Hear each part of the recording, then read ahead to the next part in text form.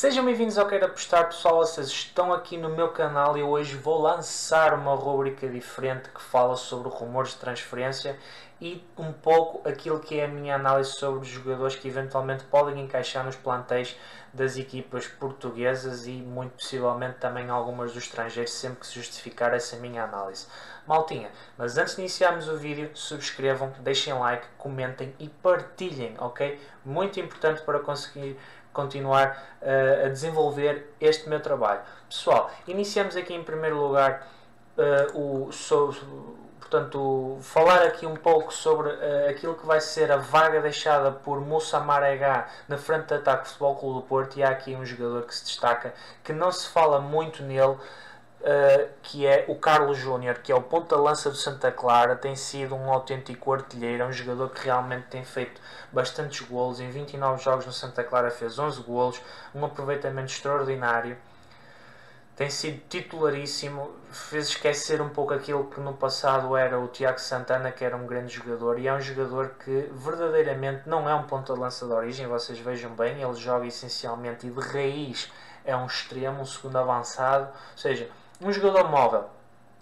Tem um valor de mercado bastante interessante, situado nos 2 milhões de euros, segundo o Transfermarkt, que é um bom barómetro de comparação para aquilo que é a valorização e cotação dos jogadores. E é um jogador com histórico de equipas grandes no Brasil, nomeadamente Atlético Mineiro e Internacional de Porto Alegre.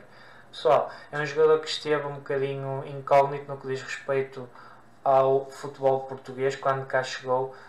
Chegou pela mão do Rio Ave e depois esteve emprestado ao Loutano, e o Santa Clara resgatou-o e muito bem, e desde então foi sempre a subir, um grande jogador. Muito honestamente, enche-me mais as medidas o Carlos Júnior do que este jovem, que é o Albert Ellis, assim aqui é internacional hondurenho, La Panterita, como lhe chamam, um jogador que este ano entrou no Boa Vista, o Boa Vista que sofreu uma reestruturação no que diz respeito àquilo que é o seu plantel e também um pouco aquilo que é o seu investimento. Um jogador que custou aproximadamente, portanto, 1 milhão de euros, exatamente, era isso, estava aqui a ver 825, custou 1 milhão de euros ao Boa Vista. Pessoal, é um jogador que tem 8 golos esta época, muito bom, mas só que essencialmente é um jogador que não tem muita capacidade técnica. É um jogador mais semelhante ao Marega, mas um pouco melhor tecnicamente do que o Marega, mas nem de perto nem de longe tão bom e tão clínico no que diz respeito à finalização. No entanto, é um jogador que se destaca muito pela força física e pela disponibilidade constante que tem ao longo dos 90 minutos. Isto quanto ao Futebol Clube do Porto. Acho que são dois jogadores que realmente se adequam. No entanto, eu diria que o Carlos Júnior é um jogador que se adequaria ainda mais àquilo que é as pretensões e ao estilo de jogo do Futebol Clube do Porto. De seguida, temos aqui dois jogadores que eu selecionei que se adequam bastante àquilo que é a maneira de jogar de Sporting e que pode complementar aquilo que será previsivelmente a primazia que Ruben Amorim vai dar a Paulinho no futuro. Estamos a falar do Mário Gonzalez, um jogador do Clube Desportivo de Tondela, que oficialmente creio que pertence fim do empréstimo de Villarreal, ou seja, ele teoricamente não pertence já ao Villarreal, não é? É o que eu depreendo daqui. Valor de mercado 600 mil euros, acho que é uma pechincha. Naturalmente que não custará isso às equipas que o quiserem contratar.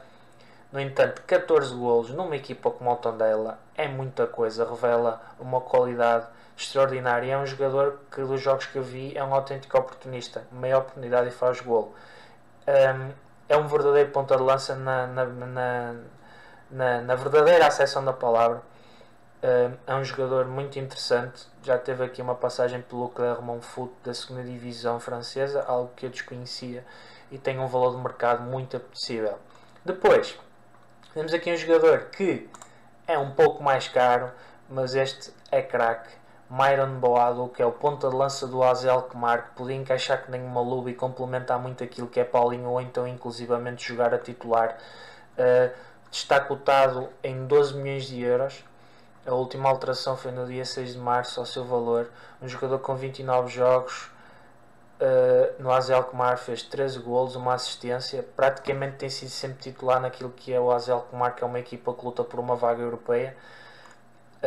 Um grande jogador que eu já acompanho desde o ano passado, na altura em que ele começou a suscitar um pouco mais de curiosidade. Um jogador muito móvel. O Myron Boado é um pouco mais à semelhança daquilo que é o Carlos Júnior, que é um jogador móvel e com muita qualidade técnica. Mário Gonzalez, um jogador um pouco mais oportunista, um bom avançado, um verdadeiro ponta de lança. E Albert Ellis é um jogador que essencialmente se destaca pela sua capacidade física. No entanto, estou aqui a querer dizer que Myron Boado podia perfeitamente ser um jogador que o Sporting poderia dar uma olhadela nele, porque é um jogador muito interessante e que pode complementar aquilo que são as características de Paulinho, porque tem o Tiago Tomás, mas uma época com Liga dos Campeões, o plantel tem que ser reforçado com jogadores de qualidade e com variedade para que, com eventuais lesões e com o acumular de jogos, tenha várias soluções à sua disposição. De resto, ao que parece, aquilo que é mais verdade é que o Leão está atento a Mário Gonzalez, segundo a bola, de há 2 dias atrás, notícia do dia 10. Muito possivelmente já terá sido sondado. No entanto, ao que parece, não é a primeira opção.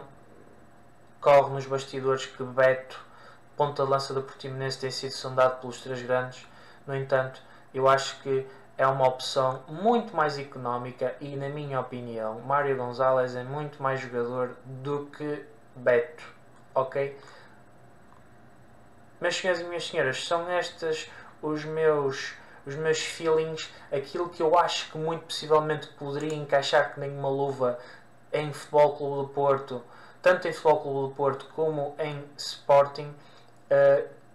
Duas equipas que precisam aqui de uma reciclagem na sua frente de ataque, não tanto o Futebol Clube do Porto, quer dizer, nem o Sporting, não é? Mas precisam ali um pouco mais de complementariedade, precisam de outras soluções e acho que estes são 4 jogadores, 2 possibilidades para cada equipa que são muito viáveis, e não sei se eventualmente as equipas de que eu falei têm em carteira estas possibilidades. No entanto, esta é a análise que eu faço e são jogadores que eu conheço e que muito possivelmente podiam dar muito boa conta do recado e entrar que nem uma luva nestes 2 plantéis.